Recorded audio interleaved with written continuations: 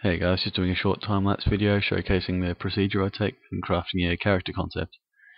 Now, because I was using a new video capture program for this, because Lapse doesn't like working in Photoshop for some reason, I've learnt to hate Total Screen Recorder.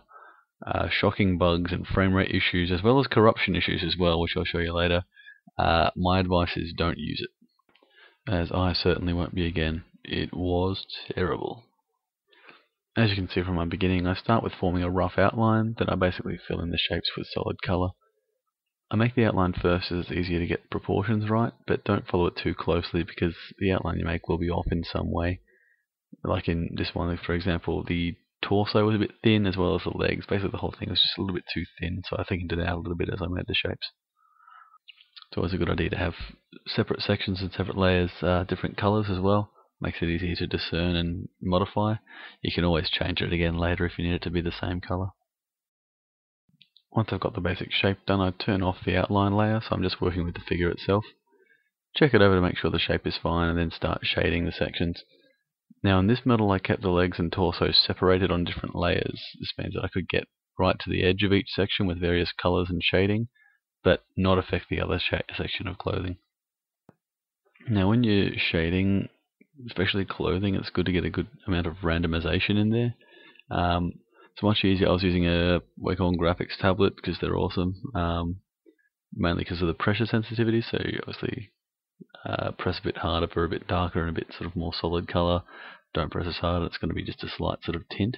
But you can achieve the same effect with a mouse. All you need to do is just use a lot more colors. Don't be too careful about where the lines are. Just keep going, basically. Just keep sort of going over it and over and over it.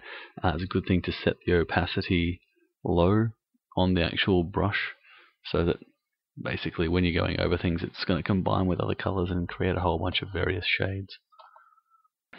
As you can see with the sleeves, I've gone for fairly puffy sleeves on this shirt, which means they're going to have lots of wrinkles and ruffles and folds and stuff in the cloth itself.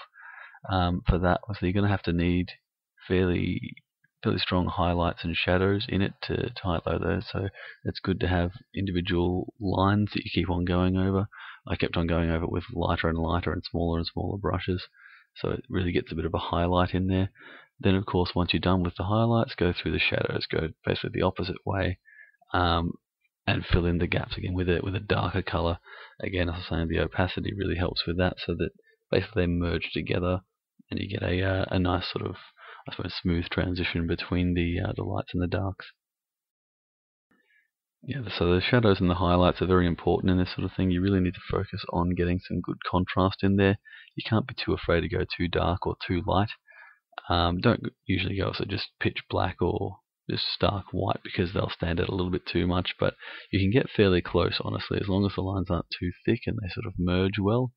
It really helps add a bit of depth to the actual picture itself. So on this one, I'm obviously going fairly dark on the under and right side. Basically, the best way to imagine is just having a light on the top left, shining at a diagonal. It really helps with the shading, is to know where a light would be. So on the right side of this model, basically everything that is facing right is going to be fairly dark.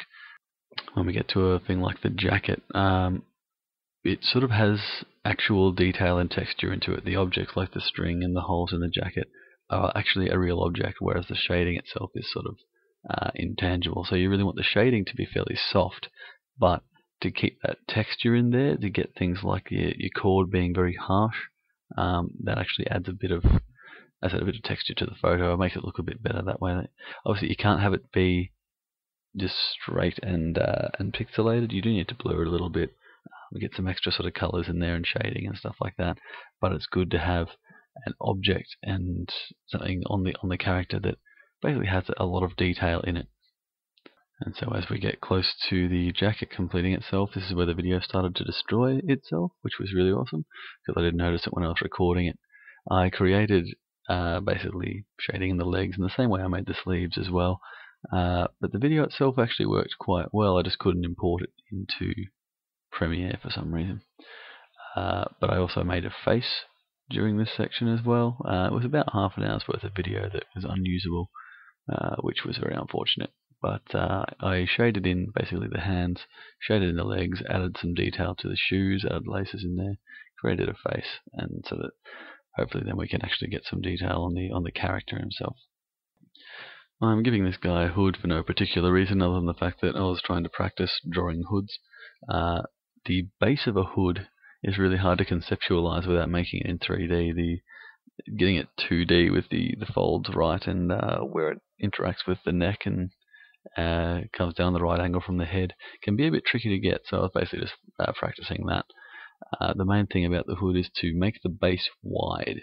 If you make the hood follow the contours of the head and go in a bit, it doesn't quite work. It looks really weird. It looks like a really bulbous sort of head.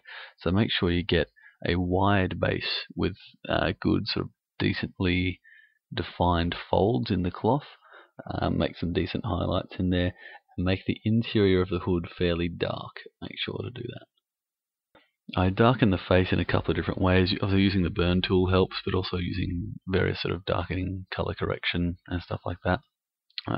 Then I move on to basically trying to make the clothing stick together a bit better, adding shadows underneath the vest, adding shadows on the pants as well, things like that from other parts of the clothing to try and make it look a bit more cohesive, basically, like not separate layers like it is at the moment. I zoom out and find I'm not happy with the face. Basically, it looks too flat, so I go back to it and try and add a bit more detail to it. I have actually sort of reduced the amount of colour that was in it with the burn tool, so I went a bit too far with that, basically. But trying to add a little bit more colour into it and a little bit more texture, basically.